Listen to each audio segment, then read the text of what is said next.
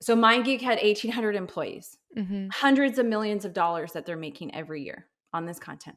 Mm-hmm. They only employed one person 5 days a week to review flagged videos.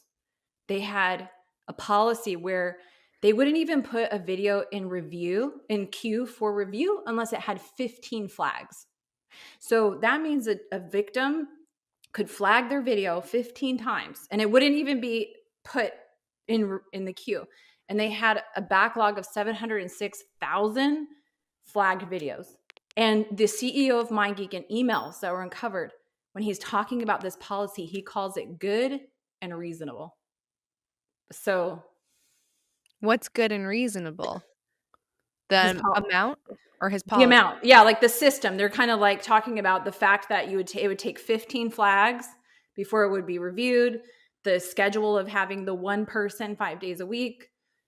They're discussing the backlog of 706,000 videos flagged, and he calls it literally, quote unquote, good and reasonable. So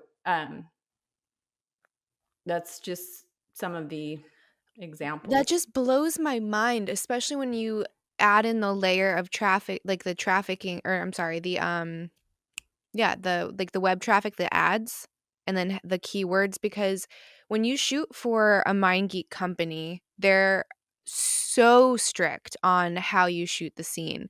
So you cannot have a scene where like even pretending, you can't even pretend that you're drinking alcohol, let alone intoxicated. You can't pretend, like you can't do rape fantasy, even though that is like one of the number one things that women like to consume. It's interesting. It just statistically is. You can't film that for a MindGeek company because like they don't even want a question mark around was this or wasn't this. But yet their number one site, they have keywords for it. That doesn't even make Not even, sense. and not just keywords, right? Like, I mean, they Right. would To have link you to a video. yeah, like one of them is like titled "Dead Pig Drugged Half Eyes." I forget the exact one, but it's like drugged, and this is a video of like an unconscious woman, or they have the titles indicating like "Stop, it hurts," "No, don't," "Please stop." All of this stuff is just blatantly there in the titles. Sometimes even the moderators would switch up titles, switch up tags behind the scenes. So they part of this group of people who were working with the videos. They weren't even called, like internally, they weren't even called moderators. They obscured it with like referral source review agent, like this random like title they used. But part of their job was to actually help figure out how to optimize. So like search engine optimization.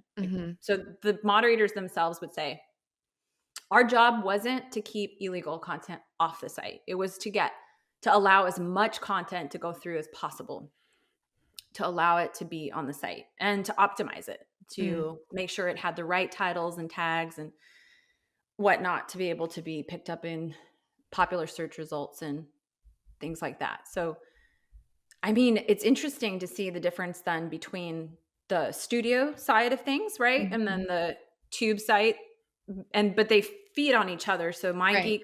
MindGeek, part of their strategy was like, let's own the free sites and then let's own the paid sites. And then what we'll do is we'll advertise our paid sites on the free site. So they have like browsers and all of this like advertised all over so people can kind of go to the paid sites too. So, but that's interesting to hear about. Yeah, The difference. that's why I always found it so interesting because there couldn't be any question marks. I'm like, so why is it okay here and it's not okay here? And then why are you guys so strict with paperwork here, but then you're stealing my content and putting it over here? It never made any sense to me.